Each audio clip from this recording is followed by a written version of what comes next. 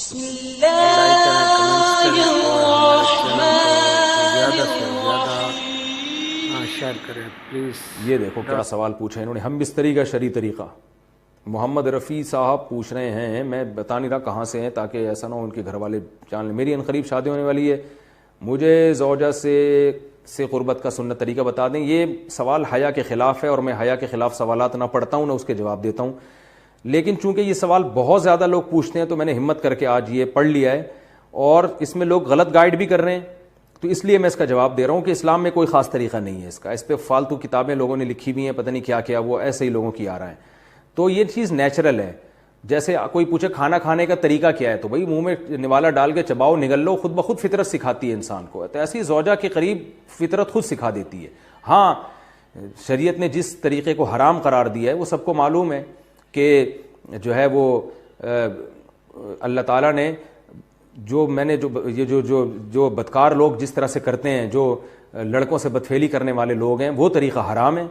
تو باقی اللہ تعالیٰ نے میاں بیوی کا معاملہ رکھا ہے، ایک دوسرے کا لباس ہے، تو کمرے کی باتیں ہیں وہ جیسے چاہیں مناسب سمجھیں، وہ ان کا اپنا ذاتی عمل ہے، اس کا کوئی خاص طریقہ نہیں ہے.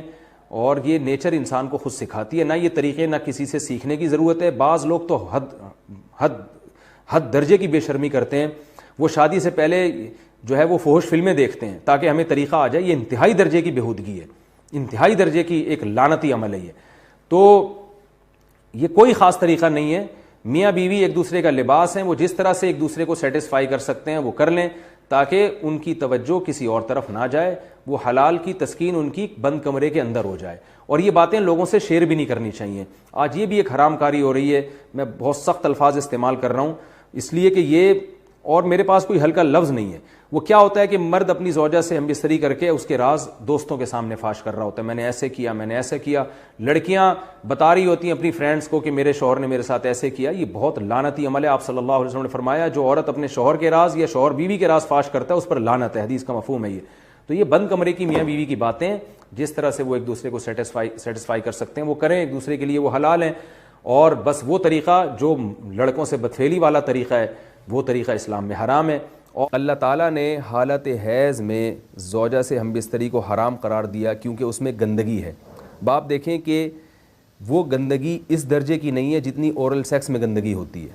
اگر اس میں ڈسچارج ہو جائے بندہ، انسان جو ہم بستری کرنے والا ہے زوجہ سے، وہ منہ میں ڈسچارج ہو جائے تو آپ سوچیں کہ اللہ تعالیٰ شرمگاہ کو گندگی سے بچا رہے ہیں جس کی وجہ سے حیض کی حالت میں ہم بستری کو حرام قرار دیا. تو منہ جس سے انسان کھانا کھاتا ہے، جس سے کلمہ پڑتا ہے، اور جو انسان کے جسم میں سب سے اشرف عضو ہے، سب سے زیادہ معزز اور مکرم عضو ہے، اس میں ایسی گندگی کو ڈالنا کہاں سے جائز ہو سکتا ہے، کہاں سے حلال ہو سکتا ہے؟ تو آج بعض متجدد قسم کے لوگ جو ہے نا اس کو حلال قرار دے رہے ہیں، تو یہ بالکل غلط ہے. تو یہ بات خوب ذہن میں رکھیں کہ اورل سیکس کے ذریعے اپنی خواہش کو پورا کرنا اس طور پر کہ ڈسچارج ہو جائے انسان عورت کے منہ میں، بیوی کے منہ میں، یہ بالکل حرام ہے، بالکل ناجائز ہے. کیونکہ منی ایک غلیظ اور ناپاک اور گندگی ہے اور ناپاک اور نجس چیز ہے.